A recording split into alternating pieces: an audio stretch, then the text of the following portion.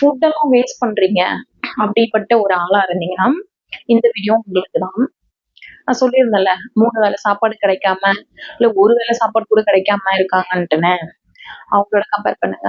நம்ம கொடுத்து வச்சவங்க. ஃபுட்டை வேஸ்ட் பண்ணாதீங்கன்னு நம்ம தலைமுறைக்கு சொல்லி கொடுங்க. நம்ம பிள்ளைங்களுக்கு சொல்லி கொடுங்க. அவங்க அவங்களோட தலைமுறைக்கு சொல்லி தருவாங்க. நான் நிறைய ஃபுட் வேஸ்ட் பண்ணுவேன். எனக்கு பிடிக்கும்னு சொல்லிட்டு நிறைய டிஷ்ஷஸ் நிறையவே செஞ்சிருவேன். ஆனா நம்ம எல்லாமே அளவு தான் வச்சு சாப்பிடுவோம். மீந்து போயிடும். எடுத்து மாடு அவங்களுக்கு நம்ம கொடுத்துருவோம். ஸோ மாடு அவங்க தான் சாப்பிடுவாங்க. ஆனா அந்த நம்ம குடுக்குறோம் பாத்தீங்களா, அந்த சாப்பாடு கிடைக்காதான்னு ஏங்குற எவ்வளவு குழந்தைங்க இருக்காங்க, எவ்வளவு பெரியவங்க இருக்காங்க. யோசிச்சு பாருங்க. இதெல்லாம் நான் என் கண்ணால பார்த்துதான் ஃபீல் பண்ணி கொஞ்சம் கொஞ்சமா நான் இப்போ கம்ப்ளீட்டா வந்து ஃபுட் அவாய்ட் பண்ணிட்டேன்னு சொல்ல மாட்டேன். வேஸ்ட் பண்றத கொஞ்சம் கொஞ்சமா நான் கம்மி பண்ணிக்கினேன்.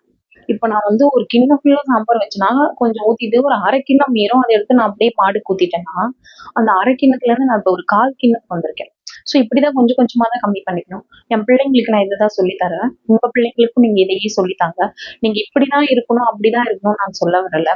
நமக்கு பிடிச்ச மாதிரி நம்ம வாழ்க்கையை நாம மாத்திக்கணும் தான் சொல்ல வரேன். யாரும் நமக்காக வாழ மாட்டாங்க. நாம தான் நமக்காக வாழணும்.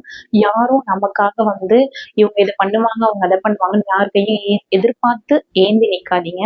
இது உங்களுக்கான வாழ்க்கை. நீங்க தான் அடி எடுத்து வைக்கணும்.